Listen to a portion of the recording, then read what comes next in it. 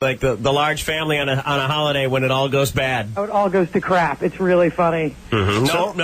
No, mom gave that to me. Damn it! Well, actually, my older sister, she's 31, and she just sold her house. Yeah. So she had to move into my parents' house for like 2 weeks before she gets her new house. Yeah. And I've been on the phone with her every day. She's like, I hate him. I'm going to kill him in their sleep. And, you know.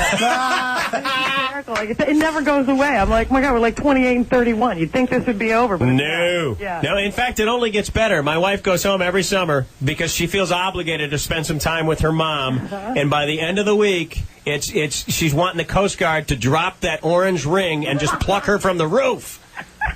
The roof. So Diane, let's talk about this for a second. You have the siblings going, you know, mom, dad, and all that. Yeah, I got the work. Do you feel as if maybe your sister thinks you get special favoritism because you're the TV star?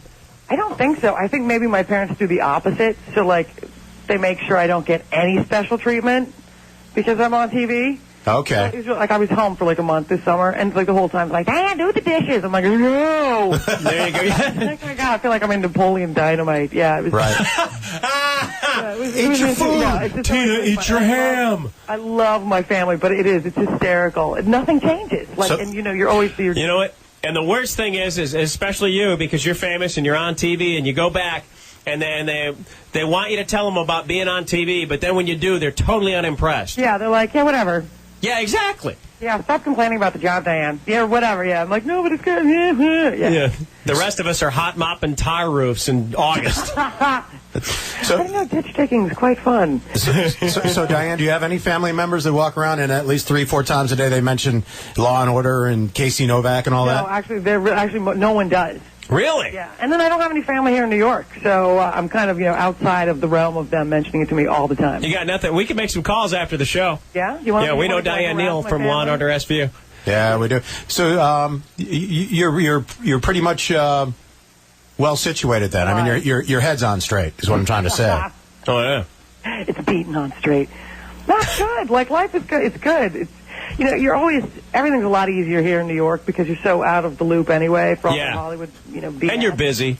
Yeah, and so you're just working. It's just a really cool job. Just working on. See, now my dad never misses a chance to drop the radio guy thing. Really? Oh, never misses a chance. Pull up his pants while he says it. He's like, my son. Hey, well, because he doesn't live here, so he'll come in town and for a visit, and he'll stay in a hotel or whatever it is, and he'll ask everyone. You don't let your dad stay in your house? He prefers to not. So I'm just giving you hell. Yeah, I make him stay in the shed. That's why we don't have the money for a guest house, but we did build a shed, Dad. Just push the tools aside. Just move the chickens. That's exactly right. So now there's the regular Law and Order, then you've got the Special Victims Unit. Are there going to be any other spin-offs of this? Well, I don't know if you guys remember, there was Trial by Jury. Okay. I was here for a little while. Because we were just talking to Paul Guilfoyle from CSI. CSI. Yeah, I know. Sorry. I know. But he was mentioning, and everybody's, we're all television, radio, and all that. It's really tough on the writers, isn't it, when there are just so many generations of this product to come up with something new? I think it's a little easier with the Law and Orders and, say, like the CSIs, because they're all so specific. Like SVU, ours is all about, basically sex crimes. It's the real division in New York. So, and regular Law and Order is mostly about homicides. And then you've got Criminal Intent with Vincent D'Onofrio that's all about, like the mind of the criminal. So it makes it a little easier than just like 3 shows that have a totally similar format, just in different cities. Right. Yeah, that makes sense. But you have to admit, I mean, at some point, there's a finite number of these things. And not to compare yours with CSIs, but even having 3 Law and Order type shows on the same network, it stretches it. Wouldn't you rather be the unique product? Yeah, at some point you're like, how many more can they make? But as long as they keep, the quality really high. Yeah, which it is. Which one of the Law and Orders does the best for NBC? Yeah, they're amazing. And which one does the best? Which one, yeah. They all trade places. Really? Yeah, like some weeks, like Criminal Intent will be like #1 out of Law and Orders in the ratings, and then sometimes it's us, and then sometimes it's regular Law and Order. So, but obviously they all do well because they're all still on. Yeah, they're all still on, and I think they're all like top 10. So, jeez. Yeah, you can't really complain. No, you can't. So you got a steady gig in television. Those are fairly rare. I know, that's pretty sweet. That's pretty awesome. We're talking to Diane Neal. She plays Casey Novak on NBC's Law and Order Special Victims Unit. Is there ever like a ew factor where you read a script, Diane, and you go, you know what? This is over the top. No, there are a few that give me nightmares. But here's the crazy thing, right? So, like, most of the scripts are based on real cases. And that's actually where we're lucky. Like, the writers are very lucky because people keep committing crimes. Yeah, there's nothing better than the truth, right? Yeah, of material. But they usually make the shows less worse than the cases were in real life because no one would believe it. Isn't that creepy? Yeah, that blows my mind. I would imagine, too. Subway and I'm like, just looking around. Yeah, I know. You don't even want to leave your place when you're not working. I would imagine that the writers access the internet very often to come up with some of these stories. I'm sure a couple of the writers are like on the feds, like Most Wanted, like Internet Predator List too, because they're doing all this research on pedophilia. And it's all going back to the same IP address, baby. Yeah, exactly. They're like, what's wrong with this person? Yeah, they're going to be huge raids on all the SVU writers' houses one day. Next thing you know. So let me ask you this: do Ice-T and Coco ever have people over to the house? I haven't been over to the house. I don't think so. I'm sure they have, like, ISIS buddies. You know what I'm saying? Yeah, I think it would be sweet. I'd like to be invited to ISIS. You'd have to see it.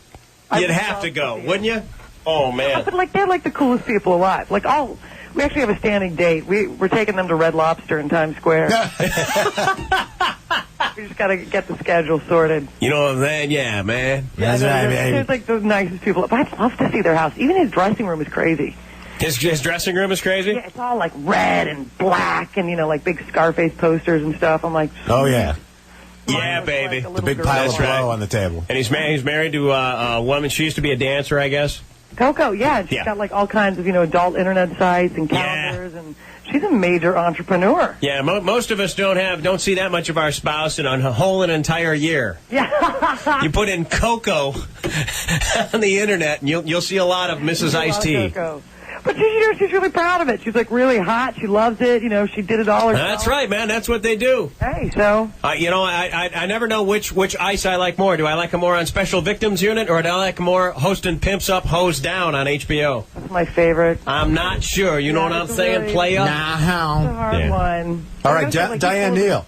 Yes. Thank you very much for being on the Tommy and Rumble program. We really appreciate that. Have a great day, guys, and enjoy the nanny. That way, if she ever calls, I don't know. I think she called and got angry. Well, if she does, just call her and ask her some SVU questions. Yeah. Well, I think my brother just gave me bad information. And we're going to ask the nanny about sexual assault in Central Park. Right. That'll be great. Oh, that's lovely. That's wonderful. Diane, hi to your cousins. Absolutely. And then have a great day, guys. All right, we'll see you. All right, bye-bye. Bye-bye. Bye.